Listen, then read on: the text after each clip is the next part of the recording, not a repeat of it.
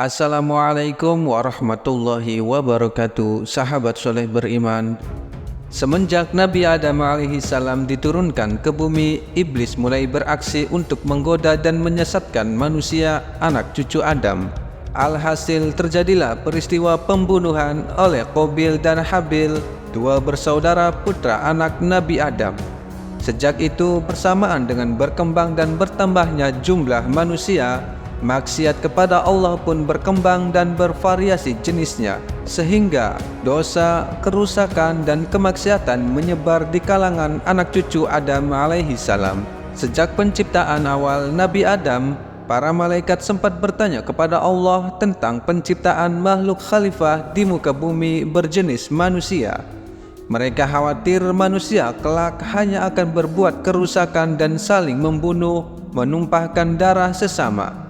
Inilah yang terekam dalam surat Al-Baqarah. Ingatlah ketika Tuhanmu berfirman kepada para malaikat, sesungguhnya aku hendak menjadikan seorang khalifah di muka bumi. Mengapa engkau hendak menjadikan khalifah di bumi itu orang yang akan membuat kerusakan padanya dan menumpahkan darah? Padahal kami senantiasa bertasbih dan memuji engkau dan mensucikan engkau. Allah berfirman, sesungguhnya aku mengetahui apa yang tidak kamu ketahui. Al-Quran Surah Al-Baqarah ayat 30.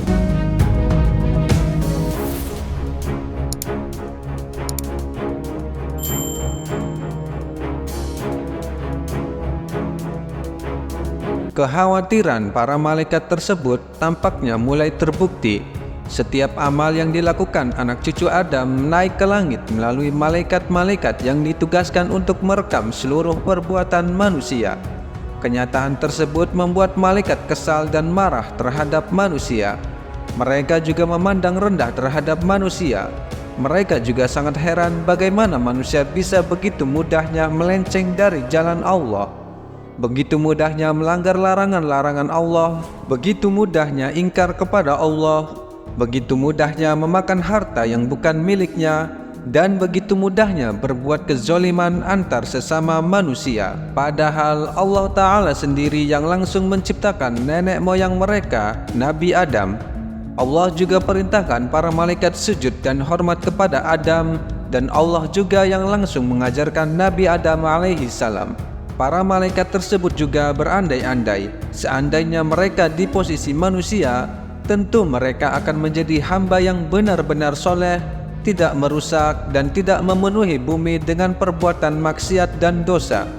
Malaikat mengutarakan kegundahan ini kepada Allah Subhanahu wa Ta'ala. Allah menjawab kegundahan mereka tersebut dengan mengatakan bahwa Dia telah memberi manusia 10 syahwat, dan syahwat itulah manusia menjadi ingkar dan berbuat dosa. Allah Subhanahu wa Ta'ala juga menjelaskan kepada para malaikat, seandainya mereka di posisi sebagai manusia dan diberi perangkat diri mereka seperti manusia, dan diberikan kewenangan juga kepada iblis dan keturunannya untuk menjerumuskan malaikat tersebut, pastilah para malaikat itu juga akan mengalami hal yang sama, akan berdosa sebagaimana dosa yang dilakukan anak cucu Adam.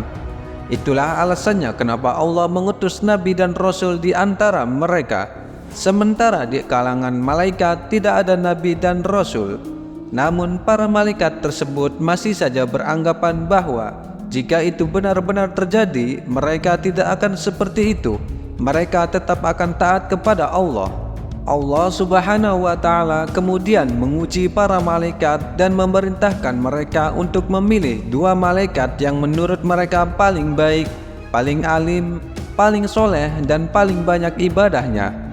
Maka mereka pun memilih 2 malaikat yang bernama Harut dan Marut. Keduanya dibekali akal dan syahwat seperti manusia.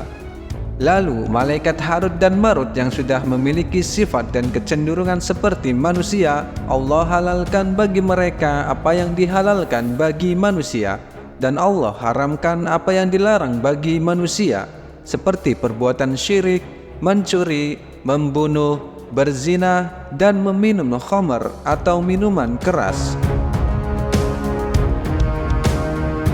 Malaikat Harut dan Marut yang sudah seperti manusia kemudian diperintahkan untuk membimbing dan memutuskan berbagai persoalan umat manusia.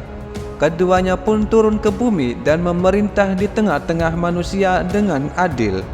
Mereka berdua juga menjadi hamba Allah yang paling taat. Siang hari mereka ada di tengah-tengah manusia menegakkan keadilan di tengah-tengah mereka. Sedangkan malam harinya mereka lewati bersama para malaikat di langit, beribadah, bermunajat dan berzikir kepada Allah Ta'ala. Pagi harinya malaikat Harut dan Marut kembali bergabung bersama-sama manusia. Rutinitas seperti ini berlangsung selama 1 bulan, hingga suatu ketika datanglah kepada mereka seorang wanita yang sangat cantik memperkenalkan dirinya dengan nama Zuhroh, atau dalam bahasa kita Venus. Wanita ini datang kepada 2 malaikat tersebut untuk mengadukan permasalahannya. Kedatangan wanita cantik ini menimbulkan perasaan tertentu di hati malaikat Harut dan Marut. Naluri syahwat mereka sebagai manusia pun mulai mendominasi. Maka malaikat Harut dan Marut mengajak wanita cantik itu untuk berzina. Tapi wanita tersebut menolak. Keesokan harinya wanita cantik itu datang lagi. Harut dan Marut yang masih saja tertarik dengan kecantikannya kembali mengajaknya berzina seperti ajakan hari sebelumnya. Kali ini wanita cantik itu tidak menolak, tapi dia mengajukan syarat. Dia bersedia berzina dengan syarat Harut dan Marut ikut agamanya, menyembah berhala, meminum khamar dan membunuh. Mendengar syarat yang berat itu, Harut dan Marut langsung menolak. Karena keduanya paham betul Allah Ta'ala telah melarang semua perbuatan tersebut. Pada hari ketiga, wanita cantik yang menarik hati itu kembali datang. Kali ini sambil membawa khamar atau minuman keras dan menawarkannya kepada kedua malaikat soleh ini. Malaikat Harut dan Marut pelan-pelan nampaknya mulai terjebak oleh wanita cantik ini yang kembali menawarkan syarat yang diajukan sebelumnya, atau pilihannya meminum minuman keras. Jika mau melakukan itu, ia bersedia melayani keduanya. Malaikat Harut dan Marut mulai berpikir seperti layaknya manusia, bahwa syirik atau menyekutukan Allah sangat besar dosanya. Demikian pula membunuh. Meminum khamar juga berdosa, tapi lebih ringan dari dosa syirik dan membunuh. Maka kedua malaikat Harut dan Marut pun menuruti syarat yang diajukan wanita cantik itu demi bisa melampiaskan hawa nafsu mereka. Mereka berdua pun meminum minuman keras itu sampai mabuk dan tak sadarkan diri. Dalam kondisi mabuk tak sadar, sang wanita terus merayu Harut dan Marut untuk menyembah berhala dan membunuh.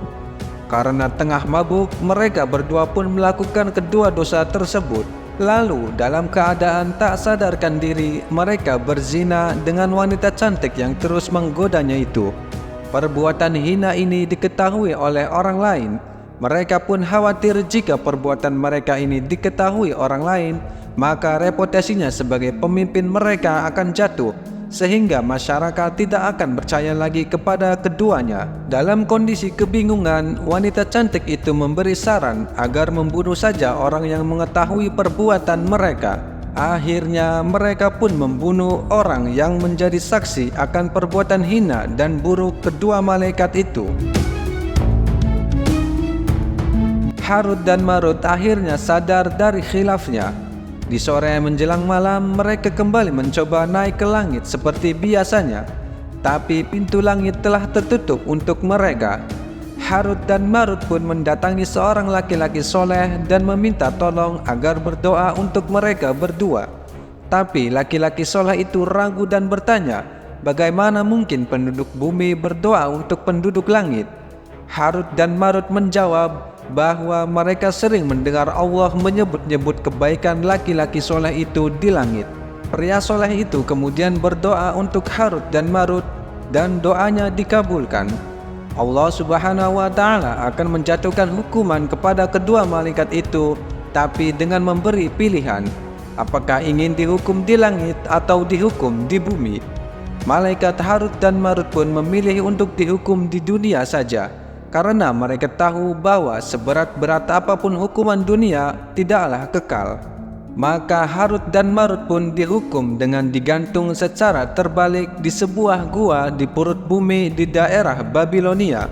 Mereka digantung terbalik dan terus mendapatkan siksaan sejak permulaan siang hingga petang hari. Ketika para malaikat lainnya menyaksikan apa yang menimpa pada malaikat Harut dan Marut, mereka pun sadar betapa istimewanya makhluk manusia. Sekalipun memiliki nafsu syahwat, tapi bisa mengendalikan diri dan menyembah kepada Allah Subhanahu wa Ta'ala. Maka para malaikat itu segera menundukkan sayap-sayap mereka di atas Baitullah seraya berdoa, "Ya Allah, ya Tuhan kami, ampunilah dosa anak Adam. Mereka menyembah dan taat kepadamu walaupun mereka memiliki nafsu syahwat dan kelezatan." Dan para malaikat bertasbih memuji keagungan Tuhan mereka dan memohonkan ampunan bagi penduduk bumi. Al-Quran Surah Asy-Syura ayat 5. Dalam sebuah riwayat disebutkan, saat menjalani hukuman inilah malaikat Harut dan Marut mengajarkan hakikat sihir kepada manusia. Tujuannya agar manusia memahami dan menghindarinya. Akan tetapi manusia kemudian menyalahgunakan sihir tersebut sehingga ilmu sihir kemudian merajalela untuk keburukan. Itu sebabnya Harut dan Marut disebut-sebut sebagai sumber beredarnya sihir di muka bumi.